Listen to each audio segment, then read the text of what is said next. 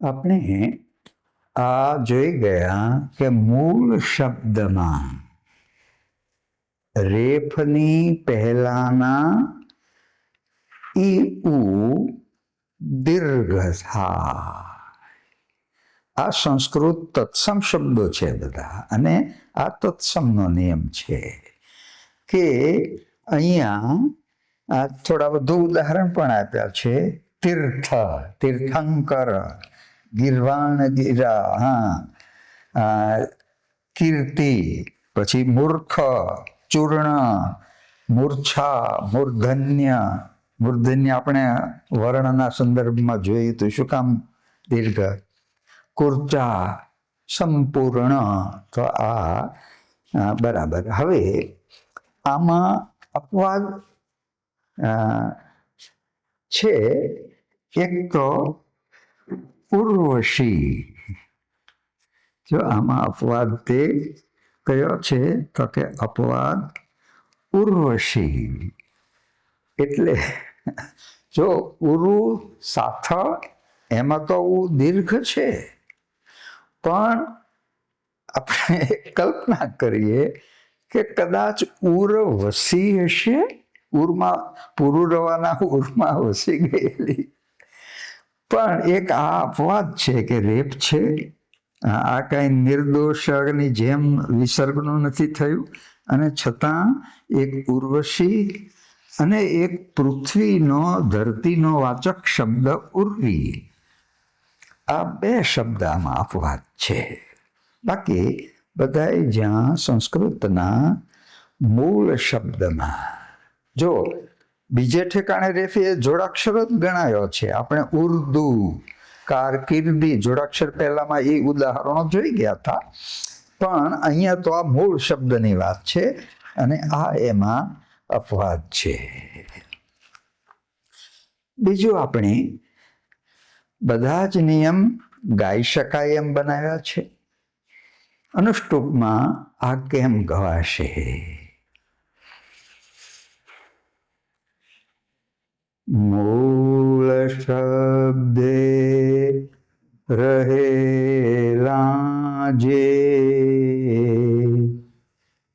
એવું રેફની પૂર્વના બને દીર્ઘ. દીર્ઘ જેમાં પૂર્ણતા દીર્ઘ દૃષ્ટિમાં. આપણે જો વિશેષ બનવું હોય તો બહુ લાંબુ વિચારી અને પછી આયોજન કરીને એ રીતે યત્ન આપણે કરવો જોઈએ. તો પૂર્ણતા શેમાં છે તો કે વિચારમાં, દીર્ઘ દૃષ્ટિમાં છે. તો આ રીતે આપણે ગાઈ શક્યા. હવે આ જે પુસ્તિકા છે, જો આ ભાષા શુદ્ધિનું શિક્ષણ એના શિક્ષક ઉમાકાંત રાજગુરુ મારી જ લખેલી છે. હવે આમાં બહુ જ તે સરસ રીતે એ અભિક્રમિત અધ્યયન પદ્ધતિ પ્રમાણે અભિક્રમિક અધ્યયન પદ્ધતિ એ પ્રમાણે આપણે લીધું છે. એટલે એક આપણે આપી દઈએ. માનો કે અધ્યાપક, એની સામે એનું સ્ત્રીલિંગ આપીએ કે અધ્યાપિકા. લેખક, તો એની સામે ખાલી જગ્યા મૂકી દઈએ. નાયક, તો એની સામે ખાલી જગ્યા મૂકી દઈએ. નગરપાલક, તો એની સામે ખાલી જગ્યા. એટલે આગળના આધારે એમને એ આગળ ચાલતા જાય. એટલે ખરું ખોટું કરતા જાય, વધારાના શબ્દ લખતા જાય. એટલે આ માત્ર વાંચવાની ચોપડી નથી. આમાં સાથોસાથ એક અધ્યયનની પ્રક્રિયામાંથી પસાર થવાનું છે. એટલે સાથોસાથ લખતા જવાનું છે, વધારાનું ઉમેરતા જવાનું છે, અને ગાતા જવાનું છે. આમ જો આમાંથી પસાર થાવ તો ચોક્કસ આ જોડણી જે છે એની જે સમસ્યા છે મોટી એ બહુધા ઉકલી જાય. અને હવે આપણે જે જોયા અને બીજું કે પછી બધા જ નિયમો પછી એનું પાછું અનુષ્ટુપમાં ગાવાનું આવતું જાય અને છેલ્લે જુઓ આ જોડણી ગીતા એટલે નિયમોના બધા જ શ્લોક છે એ અહીંયા આપી દીધા છે. એટલે એ રીતે જો જેને જોડણીની આખી સમસ્યા જ ન રહેવું કરવું હોય એમણે આ ચોપડી અને આ એ 10 રૂપિયામાં આની પડતર કિંમત છે. એટલે આ 48 પેજની ચોપડી એ 10 રૂપિયામાં માત્ર એ છે. એટલે અત્યારે આટલું લાંબુ ન કરી શકાય વિવરણ, પણ જેને પૂર્ણ કરવું હોય એણે આ રીતે યત્ન કરવો જોઈએ. હવે આપણે જોઈ ગયા કે ભાષા એ શબ્દો અને પ્રત્યયોની બનેલી છે. શબ્દ ભાષા તે એકલા શબ્દ મૂકી દેતા એ આખું વાક્યનો અર્થ આપણને નહીં મળે. આપણે જે રામ રાવણ જોયું હતું તે પ્રમાણે.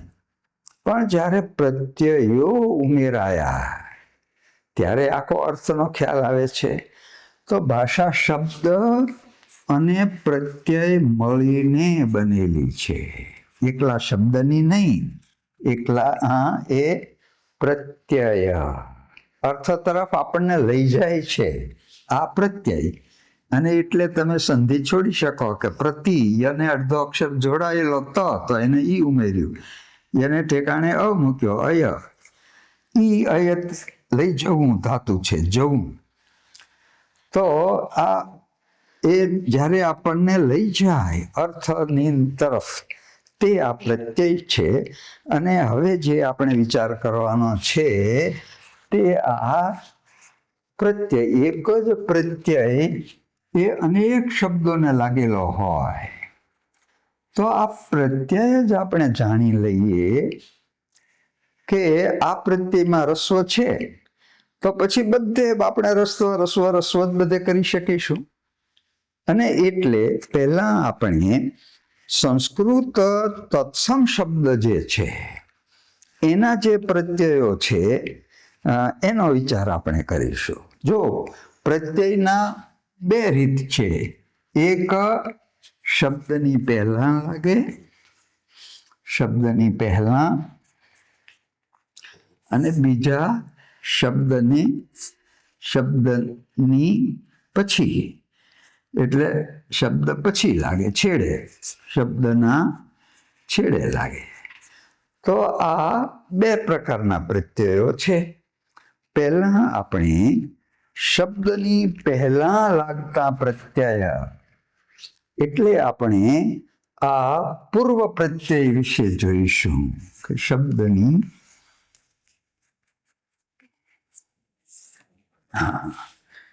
હવે એક બહુ સરસ વાત છે કે સંસ્કૃતમાં ઉપસર્ગો છે એટલે પૂર્વે લાગતા પ્રત્યયો. અને આ બધાય પૂર્વ પ્રત્યયો સંસ્કૃતમાં એ રસ્વ છે. બધાય રસ્વ છે. એટલે આપણે જરા આ જોતા જ જઈએ. જેમ કે ઉપસર્ગ હમણાં આપણે બોલ્યા હતા. તો ઉપપ્રત્યય છે તો કે જો એનું ઉપનામ શું, પછી ઉપમાન, ઉપહાર, ઉપાહાર, જો ઉપહાર ભેટ, અને ઉપઆહાર ગૌણ આહાર, પછી ઉપપ્રમુખ, ઉપગ્રહ, ઉપેન્દ્ર, ઉપયોગ, ઉપદેશ, ઉપપત્ની, ઉપદ્રવ, ઉચ્છ્વાસ. એ જ રીતે સુ જો પૂર્વ પ્રત્યય, તો તમે કેટલાય જોશો સુપુત્ર ને સુવિચાર ને સુવેગા ને સુલેખન ને સુબોધ ને એટલે સુભાષિત ને, તો કેટલાય તે પછી આમાં જો આમાં એ રીતે કેટલાક આપ્યા અને પછી તમને કેટલીક ખાલી જગ્યાએ સાથોસાથ મૂકી છે કે તમારે આવા શું શું આગળ હોય એવા યાદ કરીને લખવાના છે. પછી કુ, તો કે કુપુત્ર, કુવેણ, કુપાત્ર, કુસંગ, અનુમાન, અનુભવ, અનુજ્ઞા, અનુજ, જો આ ઘણા બધા છે હો.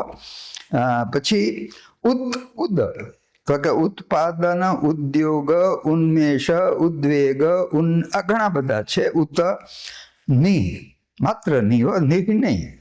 નિગમ, નિયમ, નિવાસ, નિવેદન, નિસર્ગ, નિયોજન, નિષ્પાત, નિપાત, આપણે જે જોઈ ગયા હતા ને નિપાત, વચ્ચે જે આવી જાય ને પડે, નિપાત.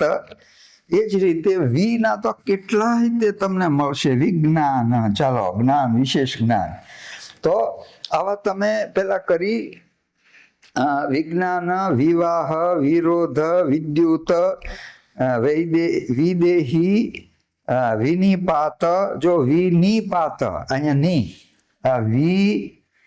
આવ્યો ઉપસર્ગ, એ પણ રસ્વ, ની પણ રસ્વ, પત અને વિનિપાત. જો ધૂમકેતુની વાર્તા યાદ આવી જાય. વિભૂતિ, વિશ્રાંતિ, તમે અને આ તમારે પાછા ખાલી જગ્યામાં વધારે વધારે લખતા જવાના. પછી અધિકાર, અધિનાયક, અધિષ્ઠાતા, અભિમાન, અભિનવ, અભિનય, અભિજ્ઞાન, અભિધા, આપણે જોયું હતું અભિધા. પછી અતિવૃષ્ટિ, અતિક્રમ, અતિજ્ઞાન, પાઠ આવે છે, કવિતા આવે છે ને, અતિજ્ઞાન, અતિભાર, અતિરિક્ત. પછી હવે એક અહીંયા જરા વિચારવાનું એ છે કે અતીત, ચાલો આમાં કેમ હશે? આપણને એમ થાય કે અતીતમાં અતિ બધે રસ્વ છે, તો અતીત કેમ હશે દીર્ઘ? તો કે અહીંયા આ અતિ, જો આપણે એક કહીએ ને કે સંધિ નિયમ નિત્યનો, કાયમનો સંધિનો નિયમ કે ઈ વત્તા ઈ મળે એટલે દીર્ઘ ઈ થઈ જાય. તો અહીંયા અતિ અને વત્તા ઈત, જો અતિ વધારે, ઈ એટલે જવું, પસાર થવું, અને ઈત પસાર થયેલું, ભૂતકૃદન થઈ ગયું. તો અતીત એટલે પસાર થઈ ગયેલો કાળ, તો પસાર થઈ ગયેલું. તો અતીત, કલ્પના અતીત, એટલે એ રીતે જે અતીત છે ને એ પાછું અહીંયા એક દીર્ઘ થયું એમ. કાલાતીત, કાળથી પર થઈ આગળ ગયેલું. પછી એ જ રીતે પ્રતિ, ચાલો પ્રતિક્રિયા, પ્રતિનિધિ કોણ છે? પ્રતિભા, પ્રતિજ્ઞા, પ્રતિષ્ઠા, પ્રતિપાદન, પ્રતિકૂળ. જો એક અહીંયા આ શબ્દ જરા જોઈ લેજો. પ્રતિ અને કૂળ. હવે જો પ્રતિનો અર્થ થાય તરફ કે સામે, પ્રતિનો અર્થ તરફ કે સામે. અને આ જરાક શબ્દ જોઈ લેજો કે કુળ, જો રસ્વઈ કુળ હોય, રસ્વ ઉ કુળ, તો આપણો કુળ, વંશ, પરિવાર, તો એ કુળમાં રસ્વ છે. અને આ કુળ એટલે દીર્ઘ હોય તો એનો અર્થ થાય કિનારો. કુળનો દીર્ઘનો અર્થ થાય કિનારો.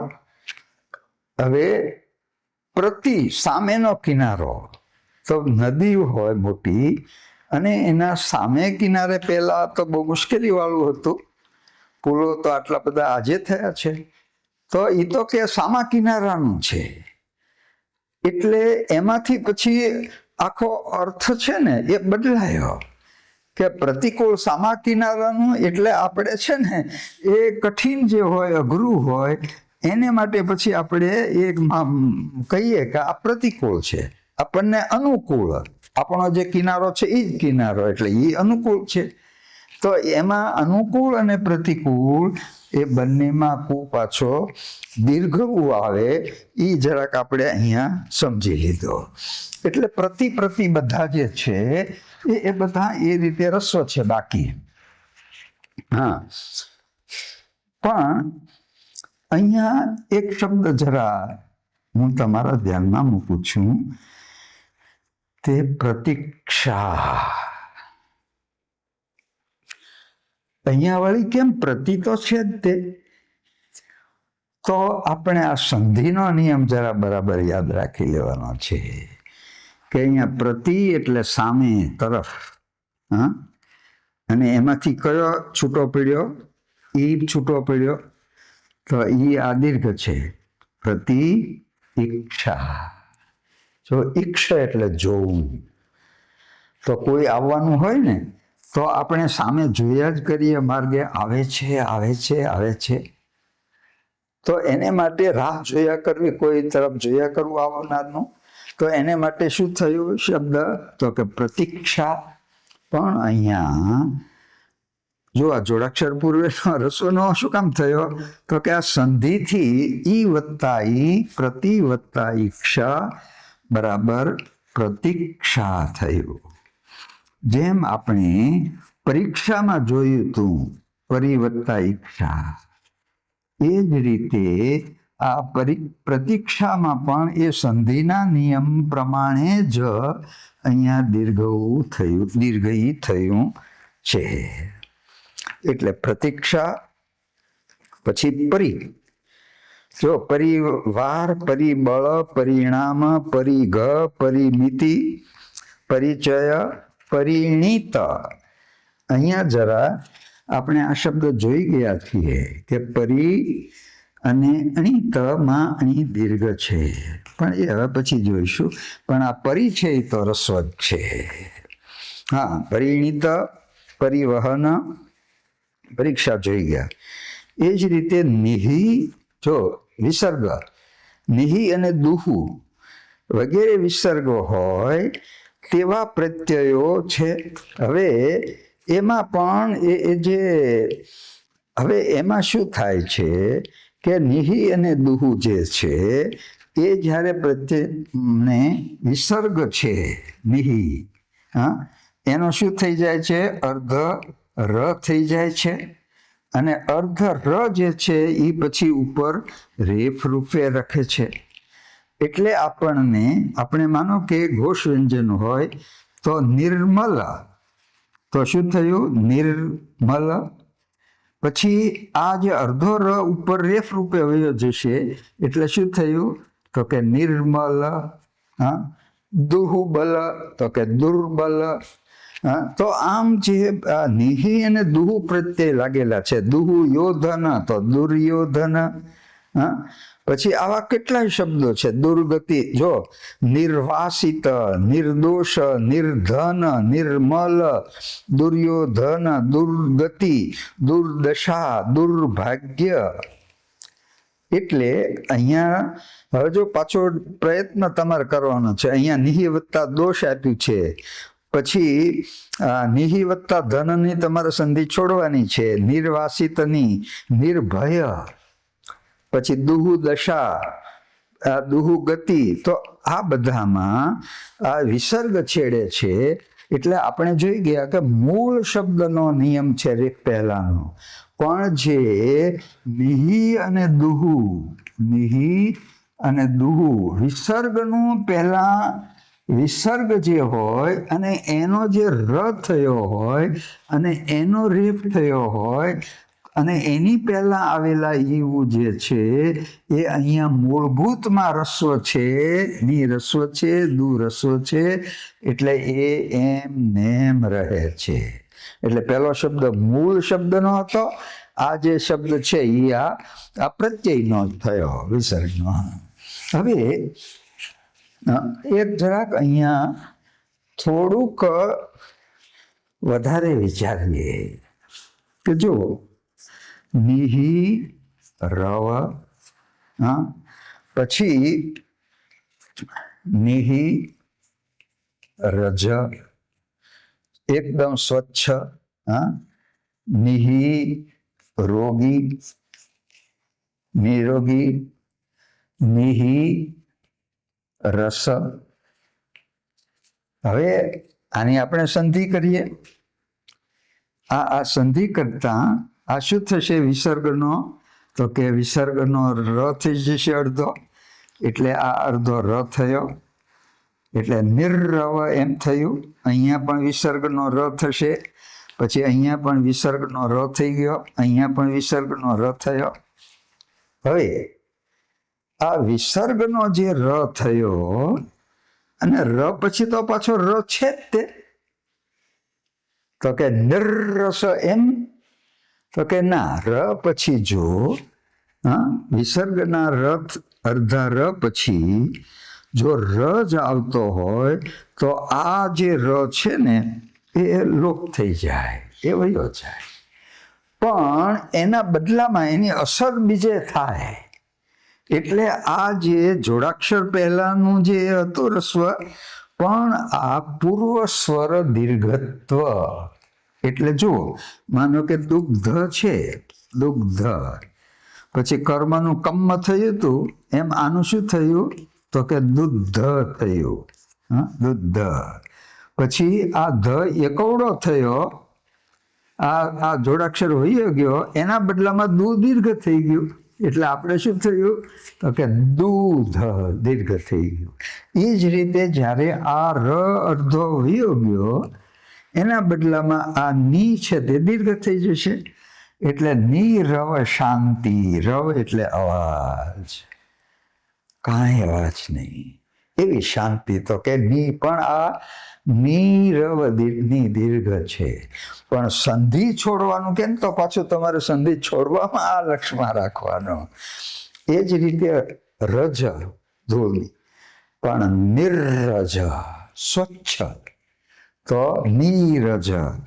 પછી નિહી રોગી, નિરોગી, તો નિરોગી. એ જ રીતે નિરસ, તો નીરસ. આમ થયું. એટલે હવે સીધી રીતે અહીંયા જોડણી સાથે સંબંધ નથી, પણ છતાં તમે રસ્વ દીર્ઘ સાથે સંબંધ નથી. પણ આ શબ્દ પણ જુઓ કે અંતઃ, અંદરના અર્થમાં આવ્યું કે અંતઃ. આ વિસર્ગ થયો, અને પછી રાષ્ટ્રીય, અંતઃ રાષ્ટ્રીય. હવે અહીંયા પણ જેમ ર પછી નિહિ રવ, તો વિસર્ગ પછી ર આવ્યો, એટલે વિસર્ગનો ર થયો. એટલે અહીંયા આમ થશે કે અંતર, અને પછી રાષ્ટ્રીય, આમ થયું. હવે અહીંયા પણ આ જ થશે કે આ ર જ્યારે વયો જશે, ર પછી ર હોય તો એનો લોપ થાય, એના બદલામાં એની આગળનો સ્વર દીર્ઘ થઈ જાય. તો ખરેખર શું થવું જોઈએ? તો કે અનો દીર્ઘ શું કહેવાય? તમે કવિતામાં જુઓ છો ને, અ એ લઘુ છે, પણ આ એ પાછો ગુરુ છે, તો એ દીર્ઘ ગણાય. એટલે આ આંતરરાષ્ટ્રીય એનું શું થાય? તો કે અંતા, જો તોનો તા થઈ જાય, અંતા રાષ્ટ્રીય.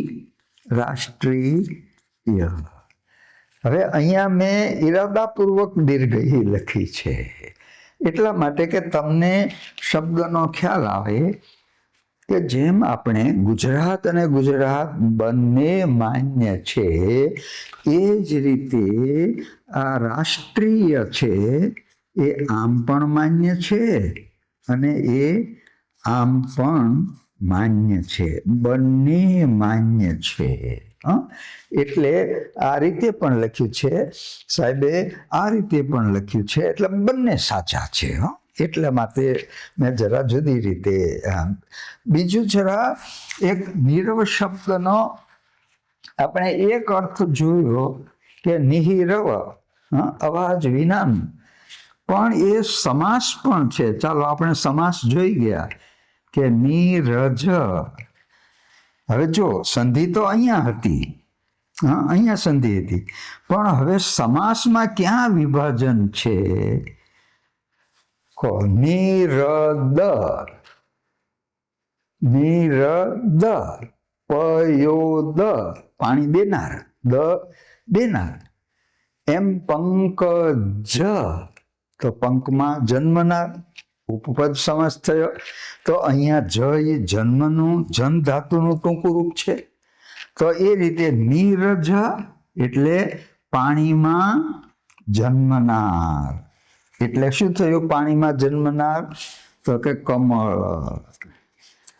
તો આ એક જ સરખી જ જોડણી છે, પણ એનો જુદો અર્થ છે ને, એ પણ તમને ખ્યાલ આવે એટલા માટે આપણે જરા અહીંયા આ વસ્તુ વધારે કરી.